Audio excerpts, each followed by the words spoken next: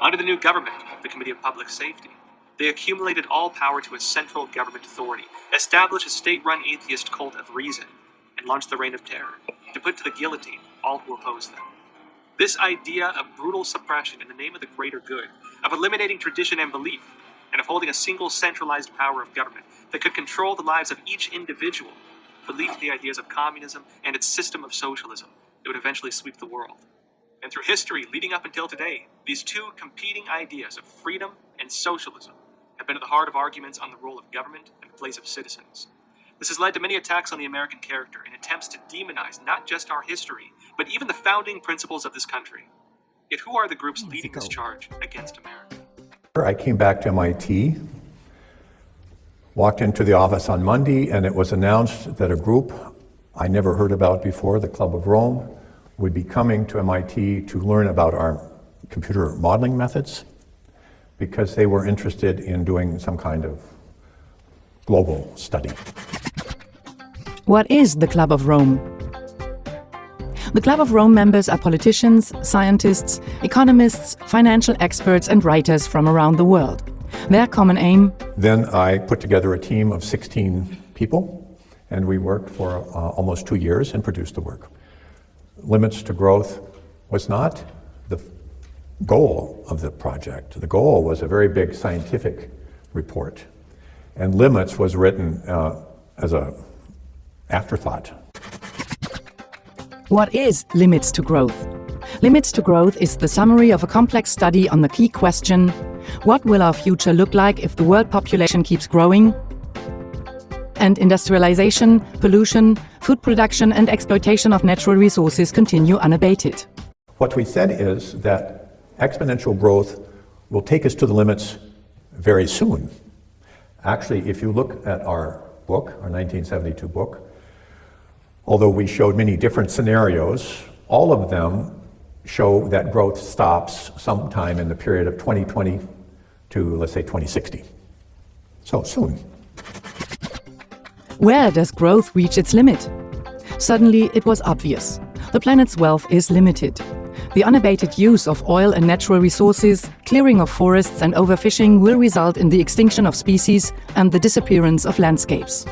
Our planet can only take so much harmful emissions like CO2 without any long-term damage. So there are limits to what our planet can endure without grave consequences. All ecological movements founded in the 70s used limits to growth as the basis of their reasoning. Will the current ideas about green industry and qualitative growth avoid collapse? No possibility. Absolutely no possibility of that. Why not? Why won't we avoid collapse? Well, many reasons, but one of them is that globally, we are something like 60 or 70% above sustainable levels, even making very optimistic calculations about what is sustainable. Have we learned nothing since the 70s? We have. People's awareness has changed. Sustainability is the slogan of modern development and environmental policies. The Western industrial nation's promotion of environment-friendly production is a step in the right direction, but according to Meadows, it won't suffice to prevent the collapse. So, what else can we do, Mr. Meadows? Will it be possible here in Germany to continue this level of energy consumption and this degree of material welfare? Absolutely not. Not in the United States, not in other countries either.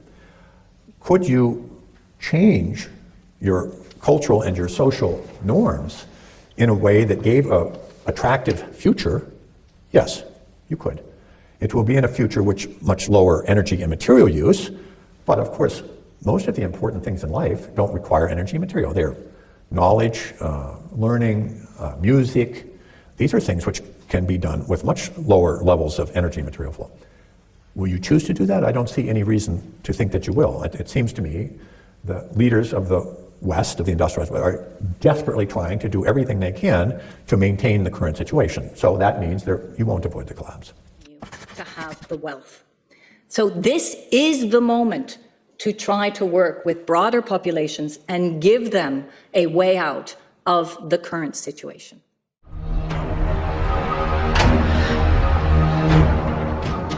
In one way or another, we are so far, globally, we are so far above the population and the consumption levels, which can be supported by this planet, that I know in one way or another it's going to come back down. So I don't hope to avoid that.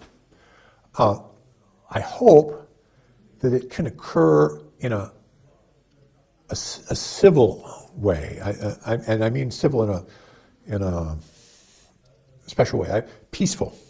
Peace doesn't mean that everybody's happy, but it means that conflict isn't solved through violence, through force, but rather in other ways. And so that's what I hope for. That we can, I mean, the planet can support something like 1 billion people, maybe 2 billion, depending on how much liberty and how much material consumption you want to have. If you want more liberty and more consumption, you have to have fewer people. And conversely, you can have more people.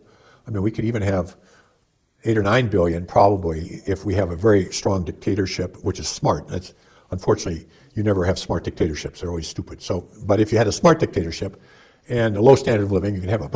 But we want to have freedom and we want to have a high sentence, so we're going to have 1 billion people. And we're now at 7, so we have to get back down. I hope that this can be slow, relatively slow, and that it can be done in a way which is relatively equal, so that people share the experience and you don't have a few rich, trying to force everybody else to deal with it. So those are my hopes. I mean, these are pretty pessimistic hopes, but I mean, that's what lies ahead. That's what lies ahead.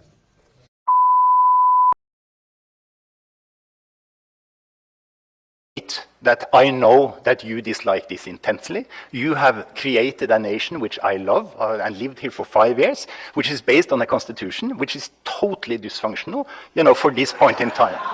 And of course, most of you actually believe that the constitution is right. It is not, in my mind. I am aware of that, and I am aware of that I am treading on what you call it, shells or egg shells or whatever when I talk about this. But I am very critical about the short-termness of capitalism, which is of course only a consequence of the short-termness of politicians, which is in a term is a consequence of the short-termness of ordinary people. And I think the only solution that exists at this point in time is the benign, perhaps not dictatorship, but at least very much stronger government, much higher taxes, much more state control of investment flows, much more state redistribution of the proceeds from the process. This is what Dennis, in his polite language, calls social solutions, rather than as opposed to technical solutions. But here they are. This is what I think one ought to be doing after having worked on this thing for 40 years. I have a practical proposal because I think it's, from my life in many places, it's much more interesting with concrete proposals than there are with generalizations, and then I'm done, and we are actually on time. That's fine. The biggest problem at the time, I don't think is oil, I think is climate.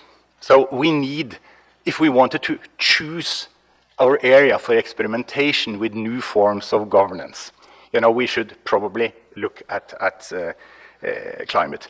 And interestingly, if you start thinking about it, humanity has, on this score, a delegated authority to a supranational body, namely the UN IPCC, the UN, what's that called? So many Cs. The UN, so the Intergovernmental Panel on Climate Change, who have been given the authority to state what is right or wrong on climate issues. They state the scientific position. So we could authorize the IPCC to do this. So that would be IPCC 2. But then, of course, we could move one step further. The civilized world, that excludes the United States of America, is in the process of trying to introduce an airline tax, so that there is one way in which you could get money into the global climate fighting system. And so, of course, you could give this money to, instead of, as is the current plan, that it goes to the national government, you could put that money to IPCC. And this kind of shift of power in a limited area might be, a kind of way, a more edible way of introducing semi-authoritarian government, over the heads of democracy. And you must always remember, when your gut reaction is that this can't happen and it shouldn't. Effect that we've actually also had a series of citizen engagements across the globe, link that to Black Lives Matter, public opinion impacts, and the work that we've been doing actually in surveying G20 citizens and seeing very clearly that they want change. Look at our political systems. Are they ready to deal with this? Are they truly democracies?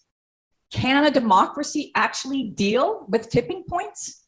I actually participated in one of the most uncomfortable Cambridge-style debates at COP26, where I was asked to fight for authoritarianism as the only way to move forward to deal with our climate tipping points. And I won. The fact that we've got more nationalism and authoritarianism, populism, the fact that right now in Europe, we're debating whether energy poverty, inflation, and food access issues, which is happening right now because of the Ukrainian invasion, is going to turn towards distrust of the government and growing populism, please. So if you take all of this, you realize that in addition to the environmental tipping points, and even more importantly, we're going to have social tipping points. And if we don't take into consideration ways in order to deal with those social tipping points, we could actually see that that is the greatest existential threat to society. We need to take into consideration mass movements, and we need to put those movements to good use. That means working with the youth, working with different generations. We need to look at political progress. We need to be ahead of the ball. We cannot allow for another Trump to come into the US or anyone similar to go across Europe, and that may happen. We need to address market forces for good, as well as technological disruption, once again, that fosters and services people, planet, and prosperity, so that we can have not only zero carbon, because by the way, during our discussions with, in particular, economists from the South, they said to us, zero carbon is often apartheid. Because it basically allows you to go ahead, you've just polluted, you've just created the emissions issues, and yet we cannot continue to develop. So we have to think about zero carbon, zero loss of nature, zero poverty, and zero pandemics at the same time. As a global community, we're challenged by urgent and looming crises, wherein lie enormous opportunities if we can summon the will and resolve to seize these opportunities. So let's use these crisis moments as ways to properly communicate with both governments and also citizens and indicate a way out. Maybe I will just end with this. We have seen so much growth in our youth suicides, burnouts, and also eco-anxiety and future anxiety. We know this is the first generation that will make less than its parents.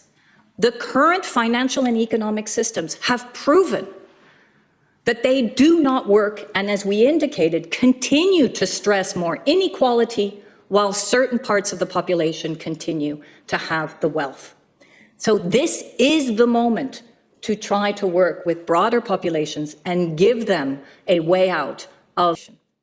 The left has tried to demonize America. It's tried to propagandize against this country, to create racial division here, to use the fifth column, the communists within this country. They can. So America has to be destroyed. It has to be destroyed morally, even physically, because America is the example of what people could be, of what freedom can look like, of the prosperity, the creativity that is unleashed when you have a free society. The American people, in my experience, are the most benevolent people, the kindest people, and the most tolerant people that exist on the planet. But they're also a little bit naive and a little bit complacent, and they do not understand that every evil dictator on the planet is working overtime to bring this country to its knees.